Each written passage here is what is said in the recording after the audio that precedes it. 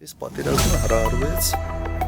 Քաղաքագետ Ճոպա Սաֆարյանը Facebook-ի իր էջում անդրադարձել է Ռոբերտ Քոչարյանի վերջին հայտարարություններին ու հնչեցրած կարծիքին, թե պատերազմը հայկական կողմն է սկսել։ 10 տարի այլազգի մեզ հայեր ասող նախագահ ենք ունեցել, որը մեր մասին խոսում է երրորդ դեմքով։ Դուք հասկանում եք, չէ՞, թե սա ինչ է նշանակում։ Նույնիսկ 11-րդ դասարանի հասարակագիտության գրքում մուգ տառերով գրված է միջազգային իրավունքի տեսանկյունից պետության կողմից ուժով պատերազմով խնդիր լուծելը ագրեսիա է։ Նա գիտի դա ու երրորդ դեմքով հայերին, Հայաստանին մեղադրում է միջազգային իրավունք խախտելու ու ագրեսոր լինելու համար։ Վարդան Ղուկասյան, Միքայել Աջապահյան ու նրան սատարող այլք մի հատ ճիգարով ծափ տվեք արա, գրել է Սաֆարյանը։ Հիշեցնենք, որ Ռոբերտ Քոչարյանը ուսանողների եւ դասախոսների հետ հանդիպման ժամանակ հայտարարել է, թե 2020 թվականի պատերազմը հրահրել է հայկական կողմը, պատերազմը չպետք է լիներ, դա հրահրվեց մեր կողմից, հայկական իշխանության կողմից բանակցությունները ձախողվեցին, անպատասխանատու հայտարարություններ արեցին, ամեն ինչ արեցին, որ Թուրքիան ու Ադրբեջանը թիկունքում ամբողջ բոյով կանգնեն եւ վերջում ստացանք սա, ասել է նա։